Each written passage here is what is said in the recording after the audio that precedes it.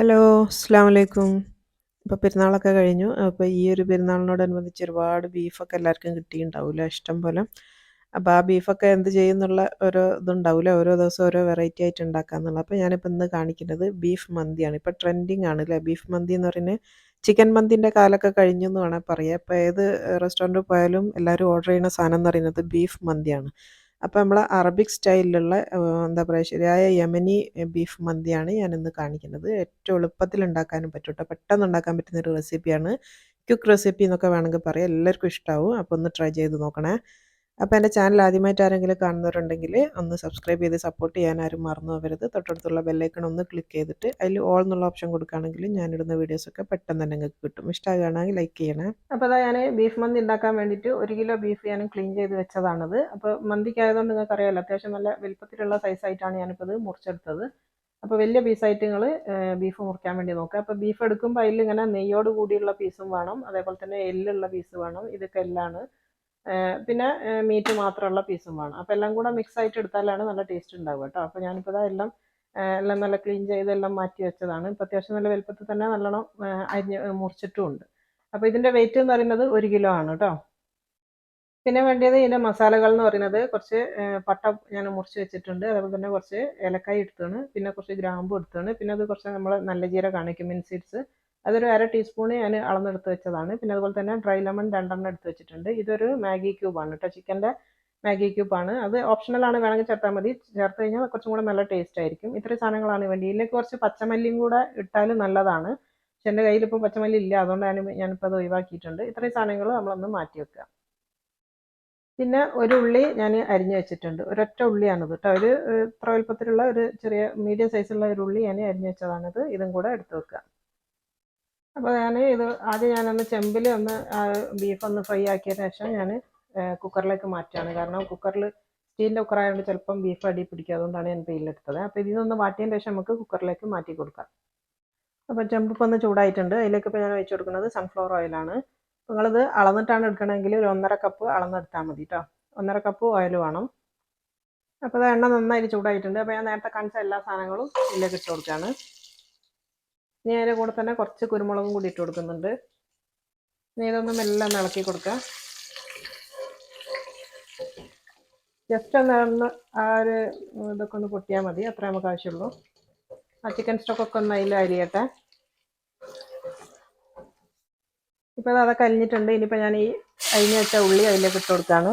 ആ ഉള്ളിയും കൂടെ അതിലിട്ടിട്ട് ജസ്റ്റ് ചെറുതായിട്ടൊന്ന് വാടിയാൽ മതി. ഇങ്ങനെ ഒന്നും വാട്ടിയെടുക്കണ്ട, ചെറുതായിട്ട്.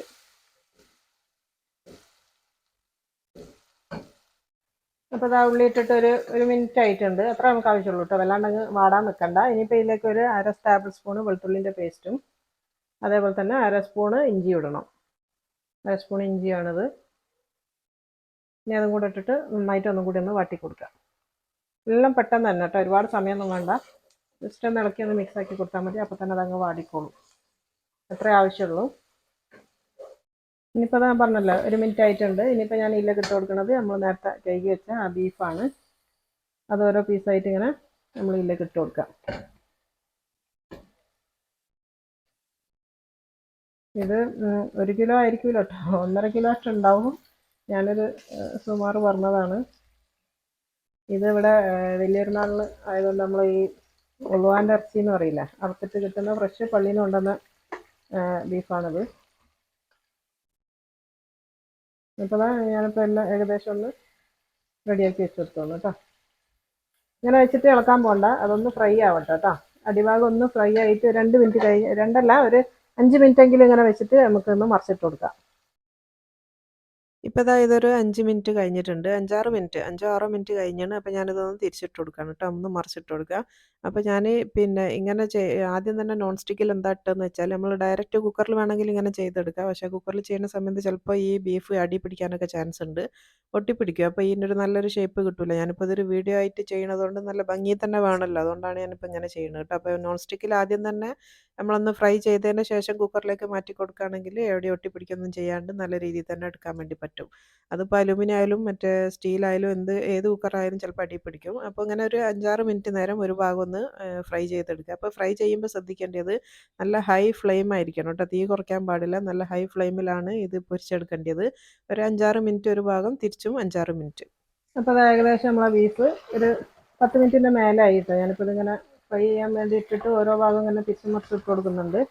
ഒരു 10 മിനിറ്റിൻ്റെ മേലെ ആയിട്ടുണ്ട്. അപ്പോൾ ഇത് കണ്ടില്ലേ, നല്ല ഏകദേശം ഒന്ന് ഫ്രൈ ആയി വന്നാണ്.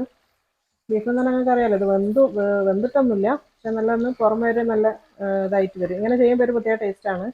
ഇതിങ്ങനെ ചെയ്യൽ നിർബന്ധമാണ് കേട്ടോ. മന്തിക്കായതുകൊണ്ട് പ്രത്യേകിച്ചിട്ട് ഇങ്ങനെ ചെയ്യൽ നിർബന്ധമാണ്. അപ്പോൾ അതാ എണ്ണയൊക്കെ തെളിഞ്ഞ് കണ്ടോ. ഇനിയിപ്പോൾ നമ്മൾ നിങ്ങൾക്കറിയാമല്ലോ, ഇപ്പോൾ ഇതിൽ ഉപ്പൊന്നും ചേർത്തിയില്ല. ഞാൻ ഈ സമയത്താണ് ഇനിയിപ്പോൾ ഉപ്പൊക്കെ ചേർക്കാൻ വേണ്ടി പോണത്. ഇനിയിപ്പോൾ ഈ ഒരു ബീഫിലേക്കുള്ള ഉപ്പ് ഇട്ട് കൊടുക്കുക. ഉപ്പ് ഇടുമ്പോൾ ശ്രദ്ധിക്കുക, നമ്മൾ ഒരു ചിക്കൻ ക്യൂബ് ഇട്ടാണ്. അപ്പോൾ ആ ഒരു അതിൽ ഉപ്പുണ്ട് എന്നുള്ളത് നിങ്ങൾക്ക് ഓർമ്മ വേണം കേട്ടോ. അതിനനുസരിച്ച് ഉപ്പിട്ട് കൊടുക്കാവൂ. അത് മതി.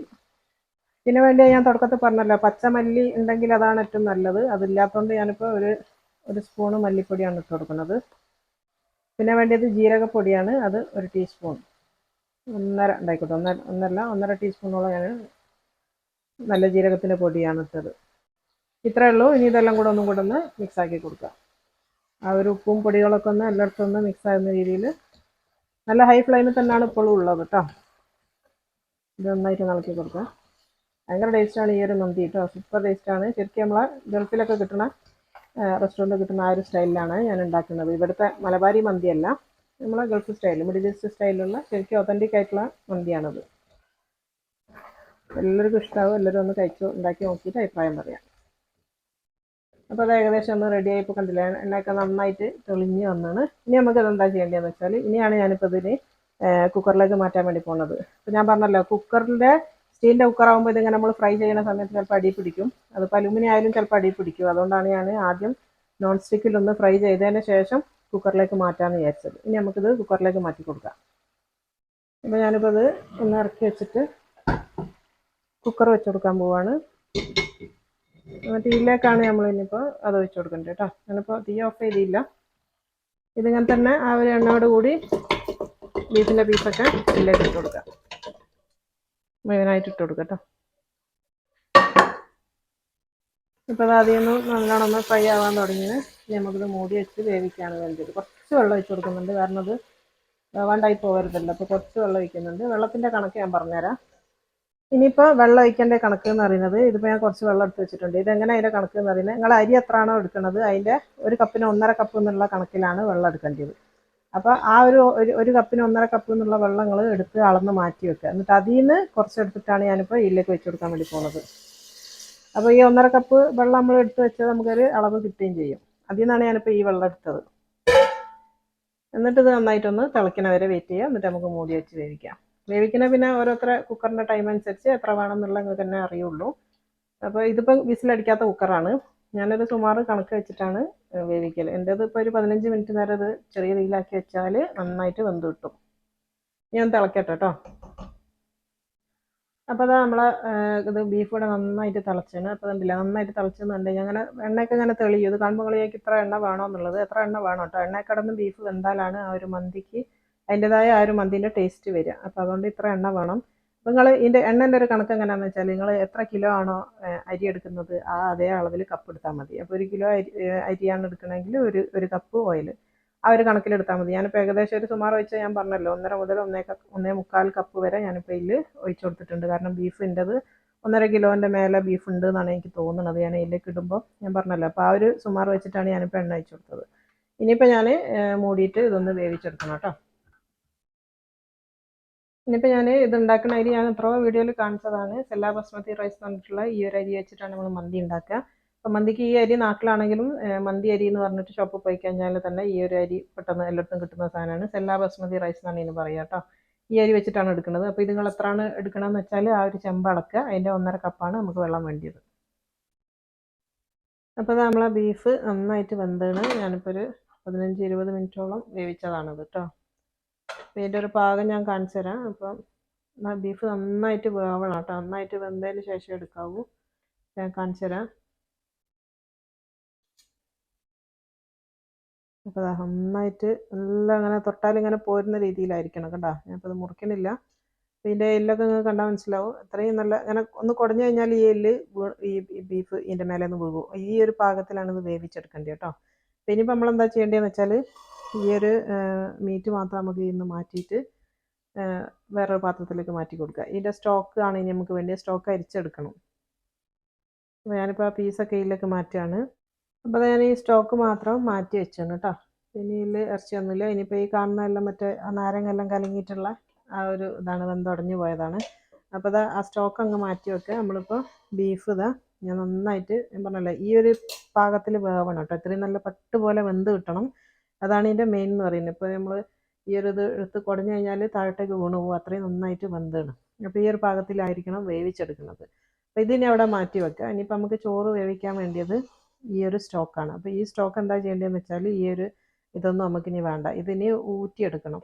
ഊറ്റിയിട്ട് നല്ല ചെറിയ കണ്ണുള്ള അരിപ്പ വെച്ചിട്ട് നല്ലോണം ഒന്ന് അരിച്ചിട്ട് ഇതിൻ്റെ സ്റ്റോക്ക് മാത്രമാക്കി എടുക്കുക കേട്ടോ.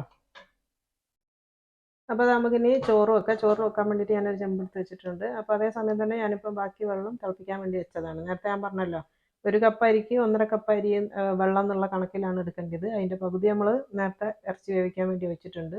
ബാക്കി വെള്ളമാണത്. അപ്പോൾ നമുക്കിനി ചോറ് വെക്കണം തുടങ്ങാം കേട്ടോ.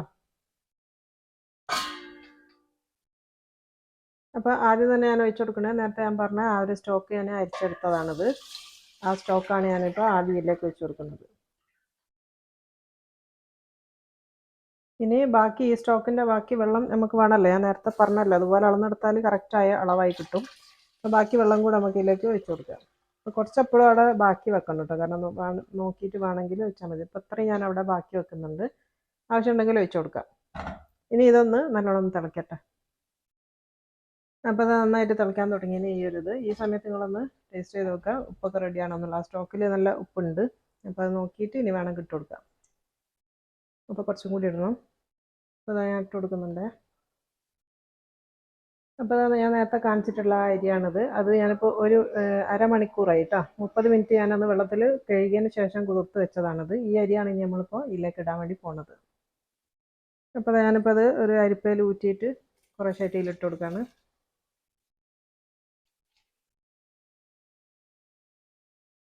അപ്പോൾ അത് അരി ഫുള്ളായിട്ട് ഞാൻ ഇതിലിട്ടാണ്. ഇനി ഇതൊന്ന് തിളക്കട്ടെ കേട്ടോ. ഇളക്കുമ്പോൾ ശ്രദ്ധിക്കുക, കാരണം നമ്മളത് പൊതിർത്തിയ അരിയാണ്. അതുകൊണ്ട് മെല്ലെ ഇളക്കി കൊടുത്താൽ മതി. എന്നിട്ട് നല്ലോണം ഒന്ന് തിളക്കട്ടെ.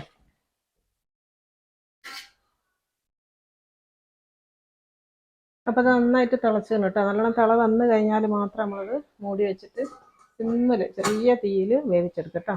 ഒരു 15 മിനിറ്റ് അല്ലെങ്കിൽ ഒരു മാക്സിമം ആണ് 20 മിനിറ്റ് ഒക്കെ കേട്ടോ. ഒരു 15 മിനിറ്റ് ഒക്കെ ചെറിയ സിമ്മിലാക്കി വെച്ച് കഴിഞ്ഞാൽ നന്നായിട്ട് വെന്ത് കിട്ടും. ഇടയ്ക്കൊന്ന് 15 മിനിറ്റിൻ്റെ ഇടയിൽ ഇടയ്ക്കൊന്ന് ഇളക്കി മറിച്ചിട്ട് കൊടുത്താൽ മതി. അപ്പോൾ നമ്മളെ ചോറ് ഇവിടെ റെഡി ആയിന്. ഒരു 10 മിനിറ്റ് എനിക്ക് ആവശ്യമായിട്ട് വന്നുള്ളൂ കേട്ടോ. 10 മിനിറ്റ് കൊണ്ട് തന്നെ റെഡി ആയിന്. 5 മിനിറ്റ് കഴിഞ്ഞ സമയത്ത് ഞാനിതൊന്ന് മറിച്ചിട്ട് കൊടുത്തതാണിത്. അപ്പോൾ റെഡിയാണ്. പിന്നെ ആ എക്സ്ട്രാ വെള്ളമൊന്നും ചേർത്തിയില്ല കേട്ടോ. അത്ര വെള്ളം ആവശ്യം വന്നുള്ളൂ. അത് ഞാൻ പറഞ്ഞത് ഒറ്റയടിക്ക് മുഴുവനായിട്ട് ഒഴിക്കണ്ട, നോക്കിയിട്ട് ഒഴിച്ചാൽ മതി എന്ന് പറഞ്ഞാൽ അതാണ്. കാരണം നമ്മൾ പുതിർത്തി വെച്ച അരി ആയതുകൊണ്ട് തന്നെ വെള്ളത്തിൻ്റെ അളവ് നമുക്കൊരു അധികം വേണ്ട, കുറഞ്ഞ അളവ് മതി. അപ്പോൾ കണ്ടില്ലേ നന്നായിട്ട് ചോറ് വെന്തതാണ്.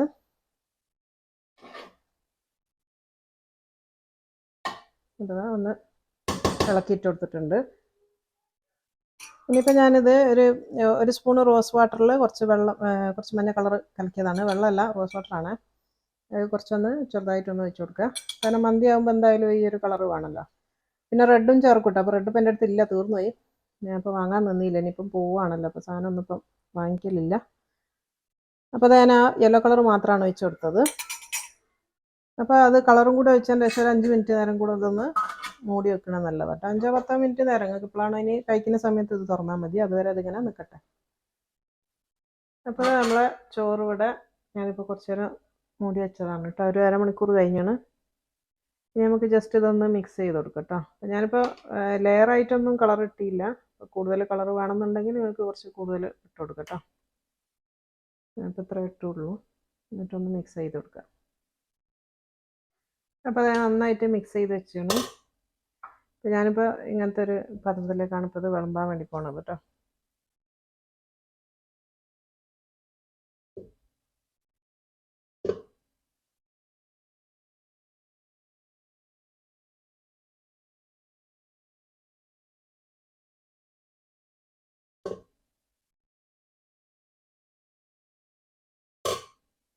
അപ്പോൾ അത് ഞാനിപ്പോൾ ഇതിൽ വിളമ്പി വെച്ചതാണ്. ഇനിയിപ്പോൾ നമ്മൾ ഇതിൻ്റെ മേലെ ഈ ബീഫ് ഒന്ന് വെച്ച് കൊടുക്കാം കേട്ടോ.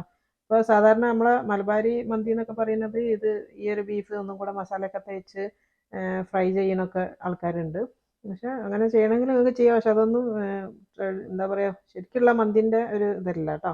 ശരിക്കുള്ള മന്തിക്ക് എന്ന് പറഞ്ഞാൽ ഇത് ഫ്രൈ ചെയ്യാനൊന്നും പോകരുത്. ഇതിങ്ങനെ വേവിച്ചിട്ടുള്ള നല്ല എന്താ പറയുക, നല്ലോണം വെന്ത ബീഫ് ഇതിൽ ചേർക്കുകയാണ് ചെയ്യുക. അപ്പോൾ ഇത് ബീഫായാലും മട്ടനായാലും ഒക്കെ അങ്ങനെ തന്നെയാണ്.